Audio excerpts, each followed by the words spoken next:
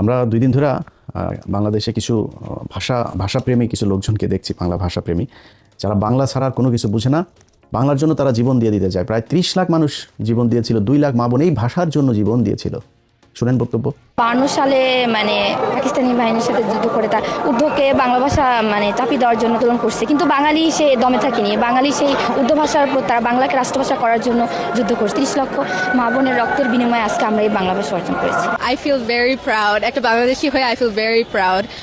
আমরা একমাত্র দেশ যে হচ্ছে ল্যাঙ্গুয়েজের জন্য আমরা আমাদের জীবন দিয়েছি, and it's so proud. দেখেন ইতিহাসের বিকৃতি কাকে বলে। ৩০ লাখ মা বোনকে বাংলাদেশের পাকিস্তানি মিলিটারি রেপ করেছে, ৩০ লাখকে মেরেছে আর ২ লাখকে রেপ করেছে। এই যে এক গাঁজাখুরি, এই যে এক কথা বলে বাংলাদেশের সাথে পাকিস্তানের এই সম্পর্কটাকে জীবনে কোনোদিন যেন ঠিক না হইতে পারে। প্রতিটা ঘটনায় ১৬ই ডিসেম্বর, ২৬শে মার্চ, ২১শে ফেব্রুয়ারি যখনই এগুলো আসে নতুন করে এই ভাঙা ঢোল এগুলো বাজাইতে থাকে যে পাকিস্তান আমাদের এগুলো। আরে Pakistan military don't, Pakistani military খাচ্চর মাচ্চর এগুলোর করে না। পাকিস্তানের সুন্দরী মহিলা আছে। পাকিস্তানের মহিলাদেরকে এই আর ৭১-এর সময়ের অবস্থা তো আরও আমাদের জঘন্য ছিল। তো তারপরেও যদি কারো মারে যদি লাগায় থাকে, কারো বন্ধে যদি লাগায় থাকে, তাহলে আমাদের জানায় না, আমরা দেখবো যে পাকিস্তানের বীজ কার কোথায় কোথায় আসছে, এগুলো আমাদের জানা দরকার আছে। তো এগুলো নিয়ে আবার কথা বলতে গেলে মেজাজ খারাপ হয়ে যায়, ভাষা সংলগ্ন রাখতে পারি না, সরি। বাট এগুলো দিয়ে আপনাদেরকে প্রতিদিন সেটার মধ্যে বাস ঢোকানো হচ্ছে এই এক রাজনীতি দিয়া। এই যে এখন বলা হচ্ছে না এই ২১শে ফেব্রুয়ারিকে নিয়ে ভাষা, আরে বাবা বাংলা আমরি, বাংলা ভাষা আমার বালের ভাষা, এই বালের ভাষারে দুচেও নাই দেশের যারা আপনারা বুঝায় তারা চোদেও নাই তারে। কেমনে জানেন? বলি আপনাকে, শুনলে অনেক কষ্ট লাগবে, আমার কথা আমি সুন্দর করে কথা বলতে পারিনি, এটা আমার সমস্যা। কিন্তু কথা যেটা বলি ওটা মাথায় রেখেন। এই যে যেই এমপি মন্ত্রী যে পাঞ্চদের আপনার এগুলি শিখায়, এই যে ভাষা, একজন টকশোতে এক বিজ্ঞ এক মাদারি বলছে যে বাংলার সাথে যে ইংলিশ মিক্স আপ করে কথা বলা এটা পুরোপুরি করতে হবে। হাসিনা একবার করেছিল, বিলবোর্ড, টেলিভিশনে নিউজ, তারপরে আদালতে, বিভিন্ন জায়গায় কোথাও ইংলিশ ব্যবহার, শুধু বাংলা থাকতে হবে। শুধু বাংলা কেন থাকতে হবে? আপনাকে সাউ মারার জন্য বাংলা থাকতে হবে। এর আগে ব্রিটিশরা যখন একবার ছিল তখন এরকম আমাদের এখানকার কিছু আলেম টালেম ছিল, এরা করেছিল ইংরেজি শিখলেই আপনি কাফের হয়ে যাবেন, এগুলো বলা হয়তো। এগুলো বলে আমাদেরকে দমায় রাখা হয়েছে। আজকে যেই ব্যক্তিরা আপনাকে বুঝায় যে বাংলার সাথে সাথে ইংলিশ শিখতে পারবেন না, সেই রাজনীতিবিদ একজনের ছেলে মেয়ে 14 গোষ্ঠীর কেউ বাংলা মিডিয়ামে পড়াশোনাই করে না। সবাই ইংলিশ মিডিয়ামে পড়াশোনা করে, ইংলিশ ভার্সনে পড়াশোনা করে, হাই স্কুল শেষ হলে সোজা চলে যায় ইউকেতে, সোজা চলে যায় ইউএসএতে, কানাডাতে, অস্ট্রেলিয়াতে, ওয়েস্টার্ন কান্ট্রিতে, সেখানে গিয়ে তারা পড়াশোনা করে। আর আপনারে বোকাচোদা বানায় রাখার জন্য এখানে বুঝায় শুধু বাংলা শিখিবেন, ইংলিশ শিখা যাবে না। জিন্দাবাদ এটা পাকিস্তানি শব্দ, উর্দু শব্দ, ফার্সি শব্দ। আর ওনাদেরকে বলতে হবে জয় শ্রীরাম, জয় বাংলা। ফাক ইউ, জয় বাংলা, জয় শ্রীরাম আর না। এখানে এটা বাংলাদেশ, 95% মুসলমানের দেশ এটা বাংলাদেশ। এই দেশে জিয়াউর রহমান এই বাঙালি থেকে বাংলাদেশি বানিয়ে দিয়ে গিয়েছিল। এই দেশে জিয়াউর রহমান এই জয় শ্রীরাম আর জয় বাংলার থেকে জিন্দাবাদ বানিয়ে দিয়ে গিয়েছিল। বাংলাদেশ জিন্দাবাদ। আমরা পাকিস্তান জিন্দাবাদ থেকে বেরিয়ে এসেছি, কিন্তু আমরা পাকিস্তানের সাথে, আমরা পাকিস্তানও মুসলমান, আমরাও মুসলমান। তাদের জিন্দাবাদ, আমাদেরও জিন্দাবাদ। দেশ আলাদা হইতে পারে না, আমার ধর্ম আলাদা হয়ে যায়নি। পাকিস্তানের মুসলমানরা আমাদেরকে কতটুকু মহব্বত করে, কতটুকু ভালোবাসে, ইউটিউবে যায়। বাংলাদেশের অনেক ব্লগার দেখলাম পাকিস্তানে গিয়েছে গেল 1 বছরে, তাদের ভিডিওগুলো দেখেন।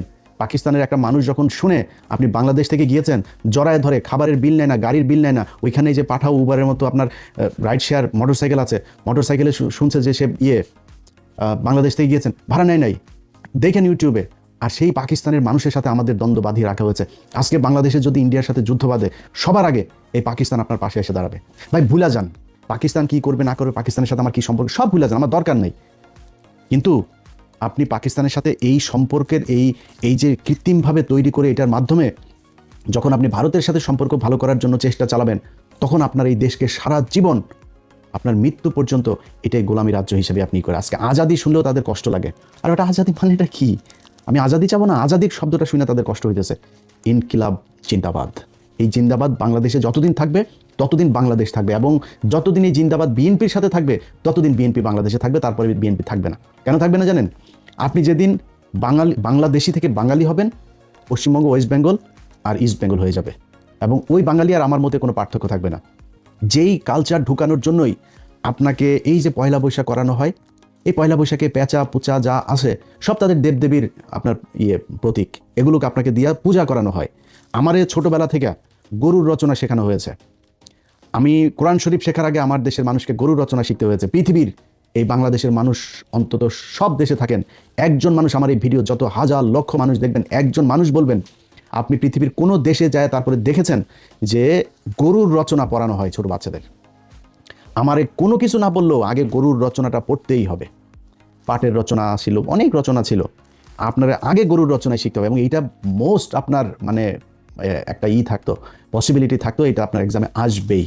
মেট্রিক পর্যন্ত এই গরুর রচনার এই বিশাল গুরুত্বপূর্ণ এক রচনা। আরে ভাই, গরুর যদি আপনি পশুর পার্টস যদি শিখতে চান, আমি সায়েন্সের স্টুডেন্ট, আমাদেরকে ব্যাঙ দিয়া নানান কিছু দেখানো হইতো, বায়োলজির বিশেষ করে।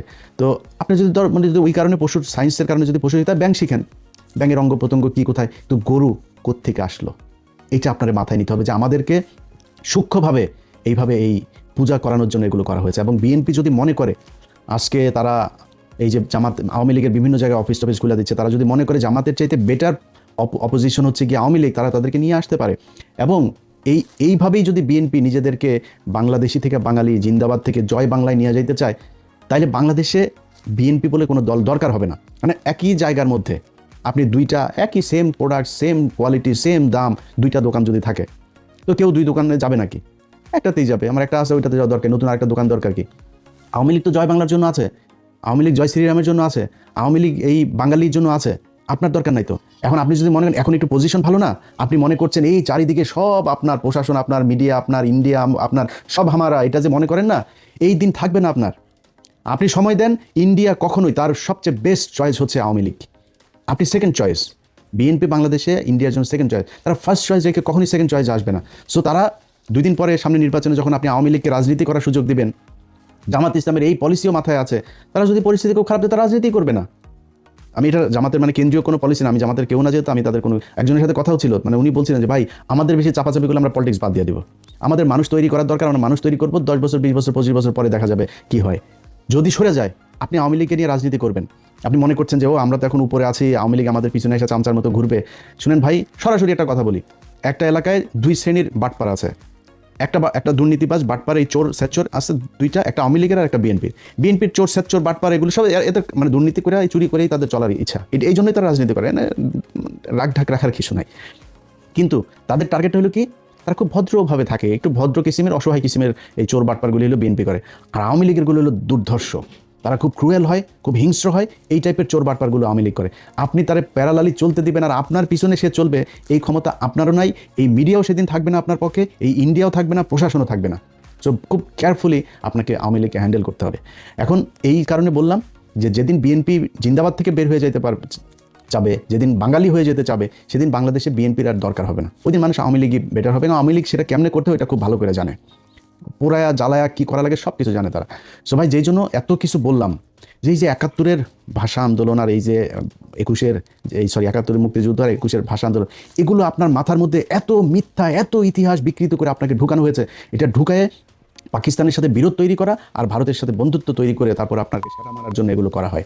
অতএব এই যে এখন নতুন সরকার এসে, হাফিজ ভাই একজন মুক্তিযোদ্ধা, হাফিজ ভাইয়ের কাছে অনুরোধ থাকবে, আমরা জানতে চাই যে কতজন মানুষ আসলে পাকিস্তান আমলে এই সেই যুদ্ধের সময় রেপ হয়েছিল, কতজন মারা গিয়েছিল, কতজন মুক্তিযোদ্ধা ছিল, কতজন রাজাকার ছিল, রাজাকার কারা ছিল, 14ই ডিসেম্বর কারা এই মানুষগুলোকে মেরেছে, বাংলাদেশ স্বাধীন হওয়ার পরে 30শে জানুয়ারি 1972 জহির রায়হানকে কারা গুম করেছিল, এগুলো আমরা জানতে চাই। এটা জানলে বুঝে যাবেন যে এই বাংলাদেশের সাথে পাকিস্তানের সাথে পূর্ব পাকিস্তান আর পশ্চিম পাকিস্তান দুইটার সাথে এই গ্যাঞ্জাম বাঁধানোর জন্য ভারত কি চাল চেলেছিল খুব ভালো করে।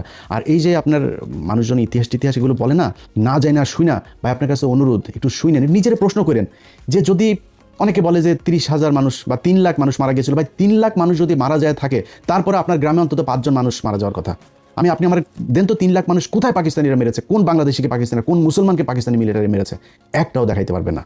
খুব রেয়ার কেস যে কেসগুলো, সেগুলো সব মিলিয়ে যদি আমার মনে হয় খুব বেশি, যেটা শেখ মুজিব যেই কমিশন গঠন করেছিল 7,000-8,000 মানুষ পেয়েছিল, একটা যুদ্ধ, দেশ স্বাধীন হয়ে যাওয়ার যুদ্ধের মধ্যে এটা খুবই স্বাভাবিক একটা ব্যাপার। আমরা চাই না একজন মারা যাক, একজনও রেপ হোক, আমরা চাই না, কিন্তু আমরা হিসাবটা জানতে চাই। আমরা চাই একজন মুক্তিযোদ্ধা 20,000 বেতন পায়, 20,000 না, তার ভাতা তার 20 লাখ দেওয়া হোক, যদি আসলেই সে মুক্তিযোদ্ধা হয়ে থাকে। আসল মুক্তিযোদ্ধার সংখ্যাটাই আমরা জানি না, এটার নাম মুক্তিযোদ্ধার প্রেম, এটার নাম মুক্তিযুদ্ধ ভালোবাসা, কেউ করতে চায় না। কারণ কি, এইটা দিয়ে ইন্ডিয়া চায় আমাদেরকে এই যে 30 লাখ আর 2 লাখের এই গান শোনাইতে, আমরা এই গান আর শুনতে চাই না। ভাই, পাকিস্তানের সাথে বাংলাদেশ জীবনে এক হবে না, এক হওয়ার দরকারও নাই। বাট পাকিস্তান আমার মুসলমান ভাই, পাকিস্তানের সাথে আমার সম্পর্ক ভালো রাখা উচিত। পাকিস্তান আমার যে কোনো সমস্যায় সবার আগে, যে ক্রিকেটে দেখেছে না এগিয়ে এসেছে না, প্রতিটা জায়গায় আপনাকে গ্যারান্টি দিলাম পাকিস্তান সবার আগে এই বাংলাদেশের মুসলমানদের জন্য এগিয়ে আসবে।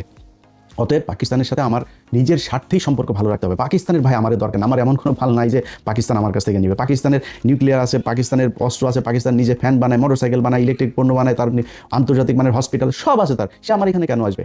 এই গ্যাঞ্জাম থেকে ভাই বের হয়ে আসতে হবে। আসলে যদি এই পাম শুনতে না চান, পাম শুনে যে চেতনা দেখান কোনো সমস্যা নেই, চেতনা দেখায় না খায় মরবি, না চিকিৎসা পায় মরবি। যারা তোদের চেতনা দেয় এই পলিটিশিয়ান কারোর ছেলে মেয়ের দেশেও থাকে না, দেশে পড়াশোনা করে না, ওরা দেশে চিকিৎসাও নেয় না, ওরা বাংলা মিডিয়ামেও পড়ে না। কোনো সরকার এই স্কুলে যায় বাংলাদেশের এই এমপি মন্ত্রী ছেলেমেয়েরা পড়াশোনা করেন, এরা সব বিদেশে পড়ে, ইংলিশ মিডিয়াম, ইংলিশ ভার্সন এখানে পড়াশোনা করে। আপনাকে বোকাচোদা বানায় রেখে দিয়েছে।